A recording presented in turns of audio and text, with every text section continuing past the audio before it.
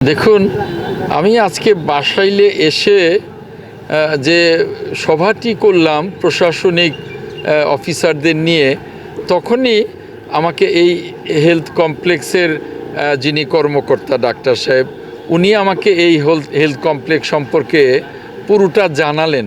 আমি আগেও জানতাম, তারপরে উনি আজকে আমাকে জানানোর পরে আমি আজকে এই হেলথ কমপ্লেক্সের এই করুণ অবস্থা দেখলাম।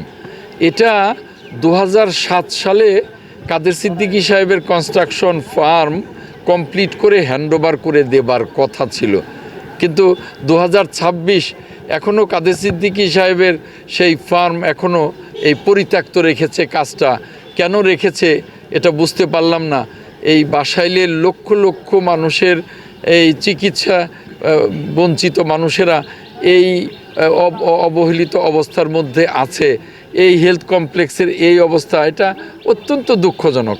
আজকে আমি দেখলাম, আমি যারা যথাযথ কর্তৃপক্ষ তাদের সাথে কথা বলবো এবং যত দ্রুত সম্ভব এই স্থাপনাটা, এটা তো 50 শয্যা বিশিষ্ট হাসপাতাল, তো যখনই স্থাপনা শেষ না হবে ততক্ষণ তো সেই 1974 সালের ওই জরাজীর্ণ ভবনে 30 সদস্যের হাসপাতালই এখনও আছে, 50 সদস্য করা সম্ভব হয়নি। কাজেই বাসাইলের মানুষ চিকিৎসা বঞ্চিত আছে।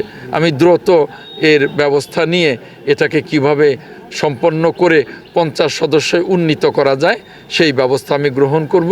এবং যে কনস্ট্রাকশন ফার্ম এতটা দিন, সেই 7 থেকে 26 গড়িমসি করে এটাকে এইভাবে ঝুলিয়ে রেখেছে, তার বিরুদ্ধে কেন ব্যবস্থা নেওয়া হয়নি সেটাও আমি জানতে চাইব।